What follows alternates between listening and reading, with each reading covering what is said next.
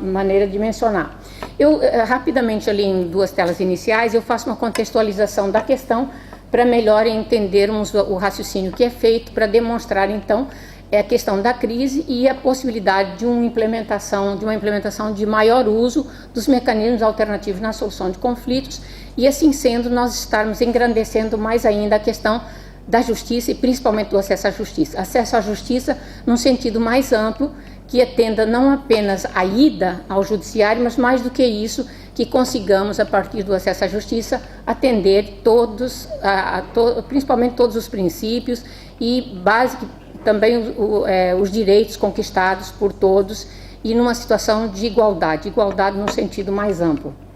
Então, nós colocamos a ideia de que a partir de um Estado que se configurou num contexto das décadas, até a partir das primeiras décadas do século XX, mas pelo fato de que houve uma transformação pela conquista continuada de muitos dos elementos que dizem respeito à dignidade da pessoa humana e assim, em razão da própria situação dessas conquistas, o Estado procurou, de certa forma, também assimilar, né, o papel que lhe assumia, era pertinente, principalmente na busca desse Estado democrático de direito.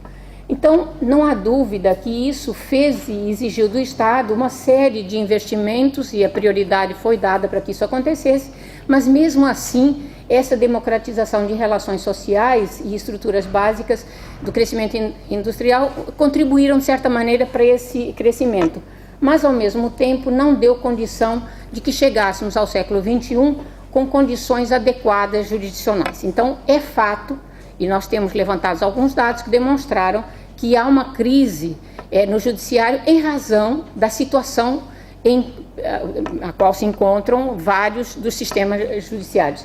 E eu vou dar algumas das características que são mais atinentes ao Brasil, mas que também, de alguma forma, se repetem em alguns dos outros estados. Na questão da gestão jurisdicional, não há dúvida que, entre outros elementos que a gente poderia destacar, identificamos alguns deles, quais sejam o aumento dessa atividade estatal em razão das exigências que são formuladas pelos próprios cidadãos, pelas conquistas e pelos direitos assegurados, e que, de alguma maneira, levaram, dentro de uma globalização, uma maior quantidade de relações jurídicas que se passaram a travar e que o judiciário não consegue atender, por mais que se esforce e ainda que competente seja, principalmente em razão à própria, digamos assim, não ineficiência, mas uma eficiência questionável, e vou dizer por quê, especificamente com os números brasileiros. De toda maneira, não há dúvida que, para atender melhor, houve um aumento de burocracia, isso é um fator que vai ser adiante colocado como responsável por muitas das questões de acúmulo no judiciário, e a mudança da própria mentalidade estatal. Uma questão que chama a atenção é o fato de que não há dúvida que o judiciário, ainda que não querendo, ele acabou contribuindo para uma conflituosidade, de certa maneira, mais extensiva, a ponto de que esse conflito, essa cultura do conflito, acabou se traduzindo em novas demandas e assim vai se cultivando, de certa maneira, esta cultura que não ajuda o que nós queremos ver, que é a própria e maior eficiência. Além disso, a própria eficácia. Então, essa incorporação desses procedimentos, até por exigência e contornados a partir dos textos constitucionais, e nós poderíamos, então, dizer que essa crise traz essa fragilização dos instrumentos jurídico-políticos de ordenação do poder e de organização estrutural da sociedade. E esse Estado constitucional contemporâneo nasce a partir do fato de ele ter nascido de um Estado, de certa maneira, liberal revolucionário, criou uma política de judicialização hierarquizada. Tem aspectos altamente positivos pelos controles que foram feitos, mas, ao mesmo tempo, traz também alguns elementos que fazem com que o próprio judiciário tenha uma preocupação maior. Bom, o que interessa, ao final, é podermos perceber que o acesso à justiça é que está em causa. E esse acesso à justiça é muito mais do que os cidadãos poderem buscar o judiciário. Essa igualdade inicial até tem sido garantida de certa forma. Mas, mais do que isso, o que se espera é uma justiça que atenda com celeridade, com eficiência, com credibilidade e com transparência. Esse conjunto de questões, até que têm sido muito bem defendidas, trabalhadas, por exemplo, no CAD, é que fazem com que tenhamos uma nova situação, um perfil diferenciado no uso dos mecanismos alternativos de conflitos. Mas eu volto a essa questão. De toda forma, os requisitos que realmente superam as questões, algumas das questões aqui colocadas, tem a ver com essa complicação dos procedimentos que já tínhamos levantado anteriormente, né? Essa formalização para garantir muitas das vezes as questões exigidas até em natureza constitucional, mas ambientes com condições intimidadoras. Então, esse quadro não favorece, de certa maneira, e nós o vemos presente em muitas das questões judiciais brasileiras, não favorece o acesso ao qual nos referíamos e a importância que ele tem para que os cidadãos se sintam seguros a ponto de atender, de acreditar que o judiciário resolve suas questões. Então, quando nós então destacamos a questão do acesso à justiça, a gente está se referindo à ideia de que a ida ao judiciário ela não atende. E, na verdade, a gente destaca isso porque, por exemplo, no Brasil, nós temos uma média, em média, embora seja variada de acordo com quem pesquisa, mas há uma média de que as questões são atendidas em mais de 8 anos, uma média, chegando a 15. Então, já Rui Barbosa, e acho que até adiante eu faço essa citação, dizia que uma justiça tardia é uma injustiça, uma justiça tardia é uma injustiça. Então, nesse sentido, posso até dizer que talvez não seja o caso de todos os países de língua portuguesa, mas no Brasil nós temos sérios problemas. E até podia dizer algum dado ali que eu acho que vale a pena mencionar, é o fato de que não é problema dos juízes. Na verdade, até posso trazer um dado concreto levantado recentemente pelo CNJ brasileiro, que diz o seguinte: em média, 16 mil juízes brasileiros, eles têm uma das maiores produtividades do mundo. Ou seja, mais ou menos, eles produzem 1.616 sentenças ao ano.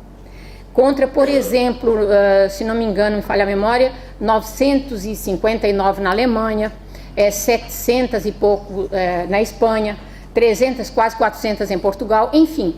Há uma série de indicadores que mostram que a produtividade dos juízes brasileiros é alta, altíssima, mas ainda assim não conseguem dar vazão àquela quantidade de questões colocadas à sua apreciação. Isso então demonstra que precisamos muito mais do que aumentar juízes ou estrutura física, porque vai continuar sendo ineficiente. Então é diante dessa situação que temos que identificar quais são os problemas maiores, num contexto de cada uma das realidades, para dizer então qual é a dificuldade do acesso à justiça, enfim, qual é a crise existente em cada um dos países.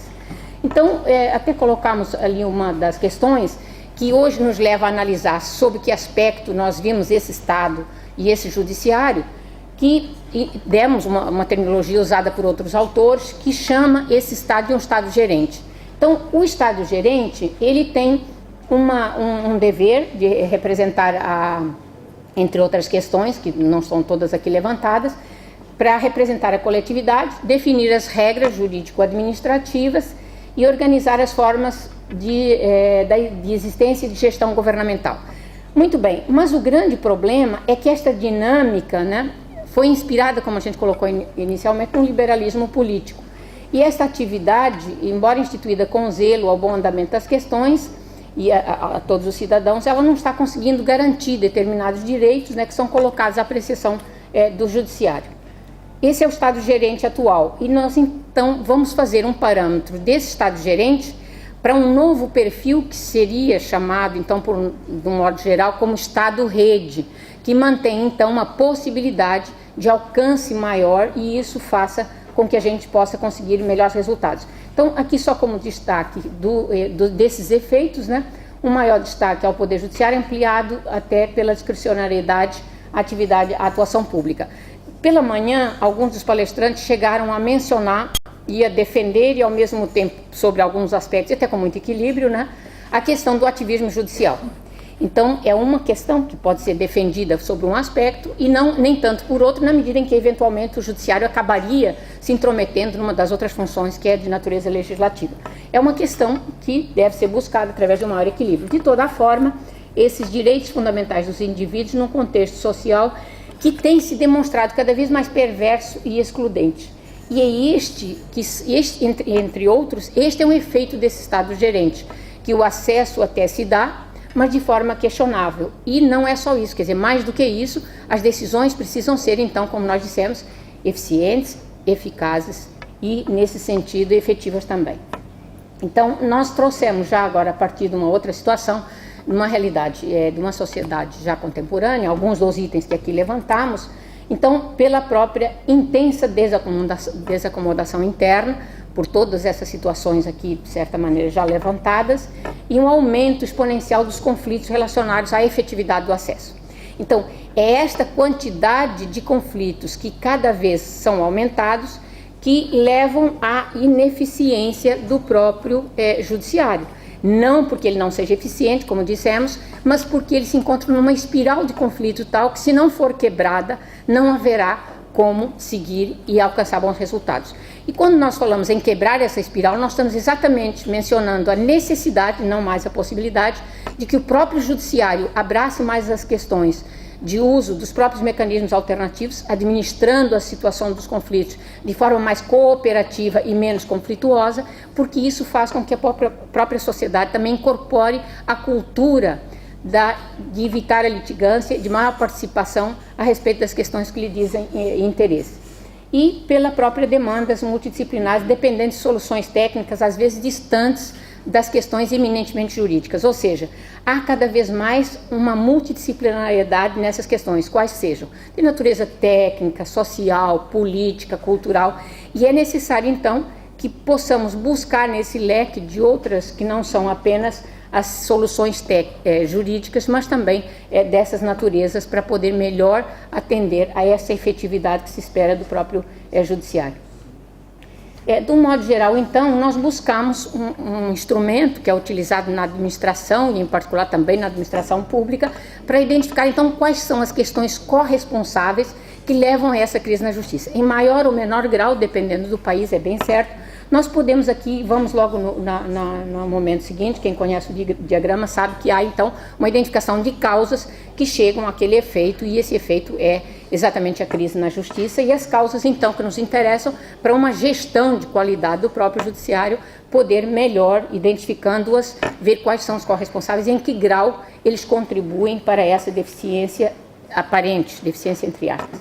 Então, numa análise quanto à crise na justiça, nós destacamos, então, conseguimos na pesquisa identificar, entre outros, que aqui algum de nós pode acrescentar, a questão da morosidade, demandas, crise de identidade, ineficiência, questão tecnológica e a própria cultura da litigância.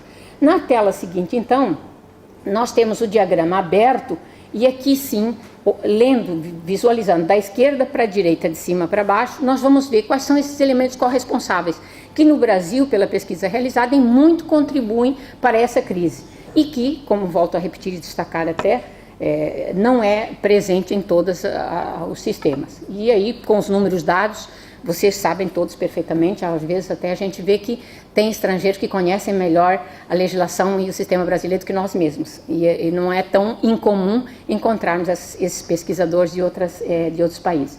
Então, de toda forma, a morosidade vem a partir de um excesso de formalismo e da própria burocracia, quer dizer, exatamente o excesso da burocracia e o formalismo que muito contribuem para a morosidade das ações do próprio judiciário. Além disso, as demandas pelo fato de que esta sobrecarga que o judiciário acabou assumindo e que não precisa, não deve, no nosso caso deve até evitar, é para que ele continue cumprindo bem o papel. Então é um desafio que o judiciário também tem que enfrentar, essa sobrecarga e a própria complexidade dos litígios, como mencionamos a respeito de questões de natureza técnica, operacional, que não são apenas jurídicas. Por um outro lado, ainda só peço para voltar só um minutinho, Jonas, eu vou rapidamente ler alguns dos itens. Na crise da identidade, a gente se referiu ao enfraquecimento do Estado, né, e a perda de espaço em relação a outros poderes, que passa a ser questionado, principalmente a gente vê que em algumas situações que agora, se for o caso mais tarde, podemos até mencionar. A ineficiência, algumas das questões ali levantadas estão voltadas a essas questões, como corresponsáveis, a própria tecnologia, que nós temos em muito do nosso sistema judicial, os processos já virtualizados, mas a gente sabe que não é suficiente, não é só isso que resolve. É necessário ir além disso. Nós temos questões de natureza técnica e operacional que comprometem o próprio uso dos sistemas já da tecnologia avançada, inclusive, que ali também está mencionado, e essa cultura da litigância. Então, há sempre aquela ideia do vencedor-perdedor. E quando falamos em mecanismos alternativos, existe uma possibilidade de maior participação das partes, e com essa discussão, com essa maior participação, muitas das vezes, isso passa a haver uma maior aceitação nos resultados alcançados. Então, essas seriam, digamos assim, as questões que trazem a crise para a justiça, em particular a justiça brasileira.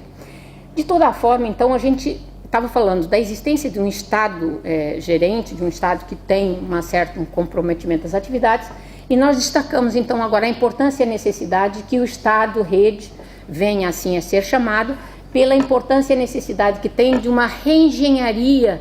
Eu até diria, muitos dos problemas ali são muito mais de reengenharia de gestão do que praticamente até de alteração legislativa.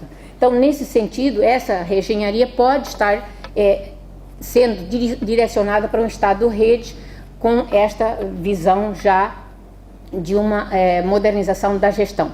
Algumas das ações estimuladoras que nós procuramos identificar estão aqui mencionadas, né? E eu vou até deixar de as ler para não prejudicar o andamento dos próximos apresentadores, das próximas palestras, mas tem a ver com questões que podem e devem ser implementadas sem grandes alterações de natureza legislativa e que muito contribuirão para atacar aquelas causas levantadas inicialmente.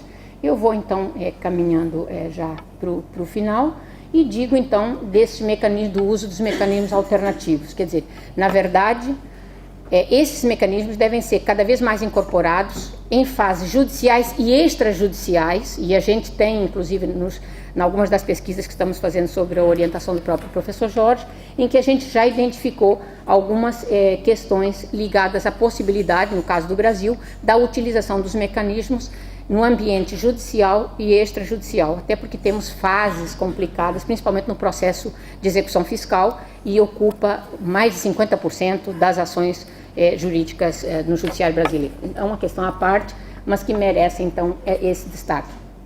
Bom, a gente tem visto que o que nos leva é a possibilidade da utilização dos mecanismos, e esses sim podem e têm demonstrado condições de alcançar uma transformação no espaço social, ou seja, a sociedade participar mais ativamente da discussão, incorporar, de certa forma, esta cultura da coparticipação e principalmente da cooperação para discutir seus problemas e não deixar que apenas o judiciário, porque normalmente quem ganha, tudo bem, mas quem perde sempre busca uma nova demanda porque de alguma maneira não está satisfeito, e essa cultura tem que ser, de certa forma, quebrada, essa espiral negativa. Então, a lógica nos tratamentos de eficiência, né, que a gente já mencionou anteriormente, e esses problemas de gestão contemporânea, gestão no judiciário, são dos fatores que mais contribuem para a importância da necessidade de uso dos mecanismos alternativos. Bom, eu finalizo com essa paisagem maravilhosa, e quem ainda não foi, como eu já tive o privilégio de ir, né, eu convido-os a visitar, entre outras praias, porque ficou difícil fazer a escolha, mas está aqui, uma das praias de Príncipe, que vale a pena todos irem. Acho que ao final o que mais interessava era poder colocar alguma coisa mais atrativa do que apenas informações de natureza técnico-científica. Então, olha, praia de bombom.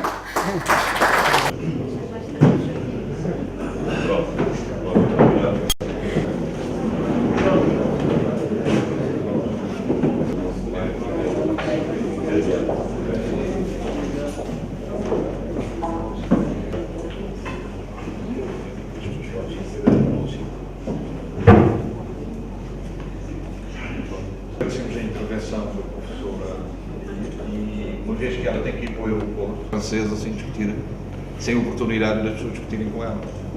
A estimulante intervenção que fez. Agora sim, a palavra é vossa.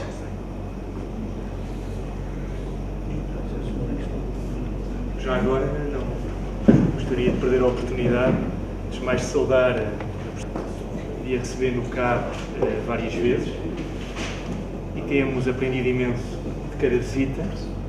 E eu gostava de perguntar à professora Lídia Ribas para quando a arbitragem tributária no Brasil. Eu irei lá agora a uma conferência em dezembro e gostava de saber se é viável, no médio prazo, pensar na arbitragem tributária no Brasil.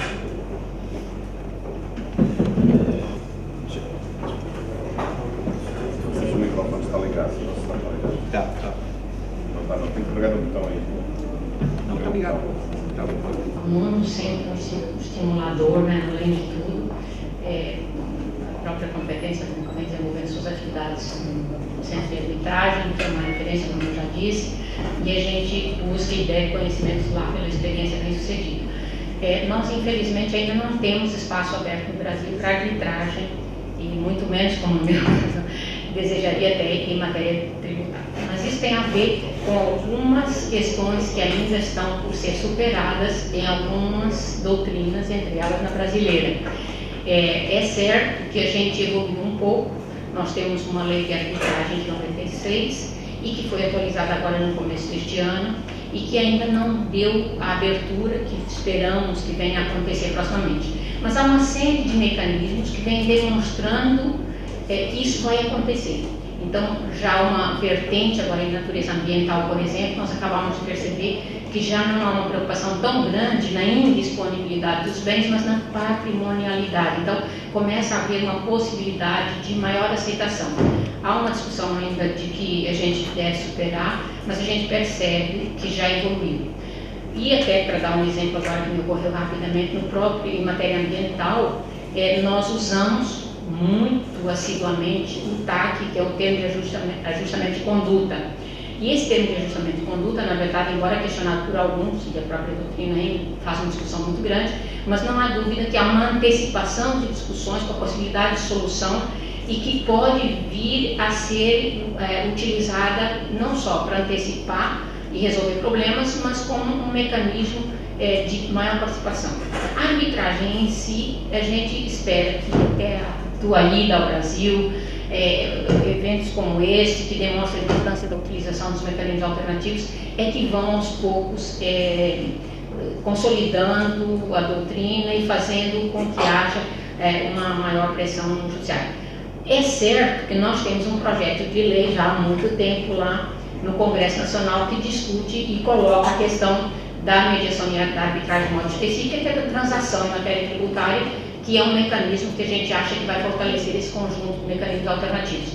Mas ainda com a crise que vimos atravessando a natureza político-econômica, não permitiu dar prioridade a essa discussão. Mas estamos entendendo que estamos sim caminhando e desejo muito que o Nuno consiga fazer um papel de sensibilização e demonstração clara da importância do uso da arbitragem para que a gente possa melhor fazer uso dela como mecanismo alternativo. Professora, gostaria de saudar a sua intervenção. Deixou um conjunto de questões que, eventualmente, por arrastamento, podemos discutir no conjunto da parte final.